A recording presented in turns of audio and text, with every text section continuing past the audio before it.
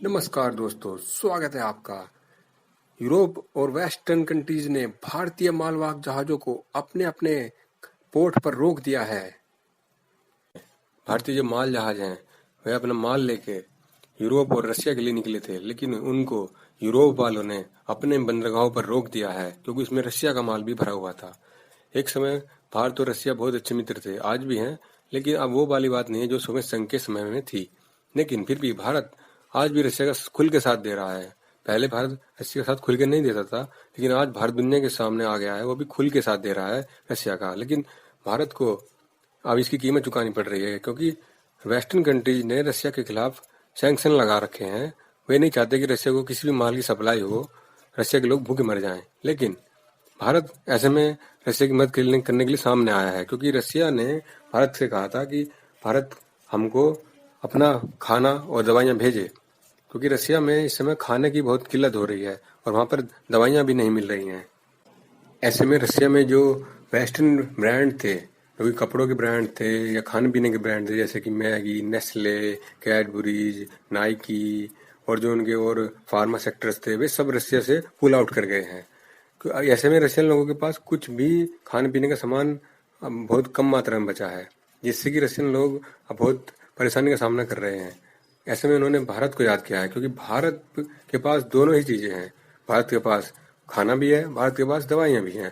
दवाई के मामले में भारत दुनिया का नंबर 1 देश है।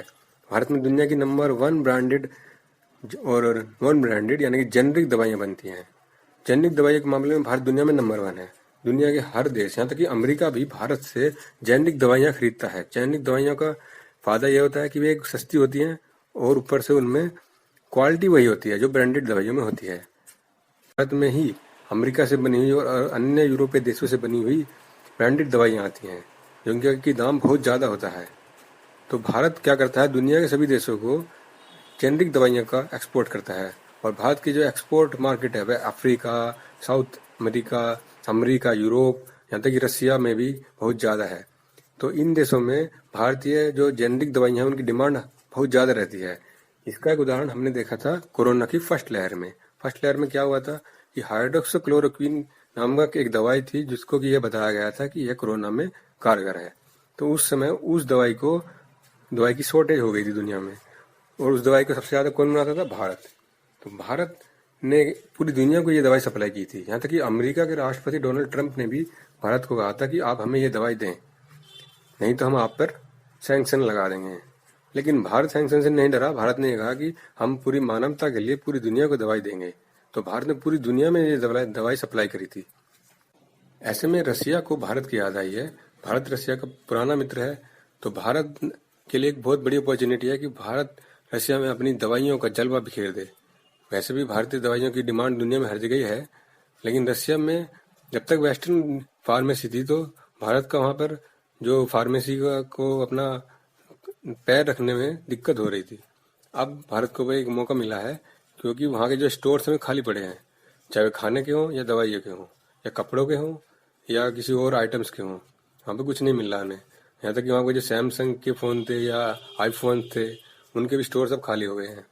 ऐसे में भारतीय जो फ़ोन कंपनी है, जो अपैरल कंपनी है, यानी कपड़ों की जो कंपनी है, वे वहाँ पर जा सकती हैं। लेकिन यूरोप नहीं चाहता कि भारत अपना माल वहाँ भेजकर पैसा कमाए, क्योंकि उन्हें डर है कि ये मार्केट भारत कब्जा लेगा।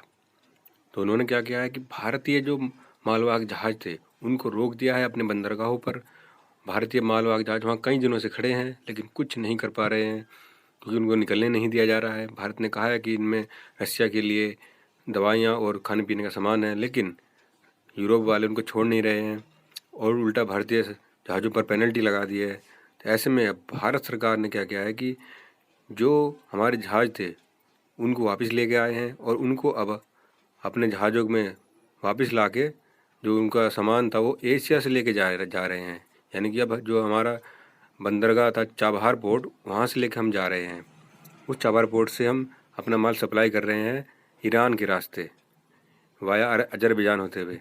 तो वहाँ पर जो हमारा माल जाएगा वो वहाँ पर 1/5 जो उनके निर्यात कॉस्ट थी वो 1/5 कम हो जाएगी। तो उससे भारत को और ज़्यादा फायदा होगा। तो इसी भारत का जो अपना एक पुराना इन्वेस्टमेंट था भारत को वो काम आया है आज।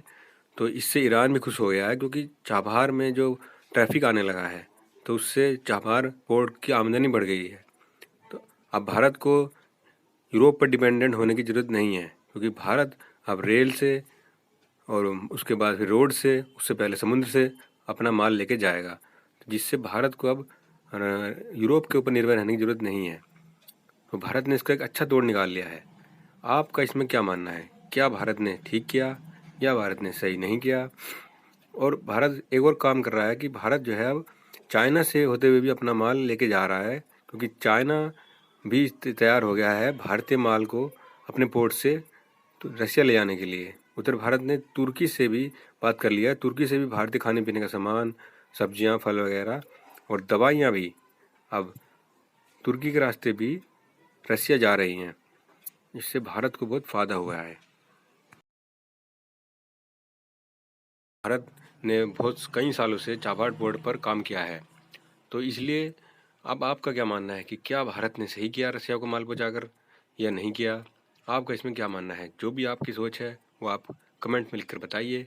चैनल को लाइक कीजिए, सब्सक्राइब कीजिए। धन्यवाद। जय हिंद।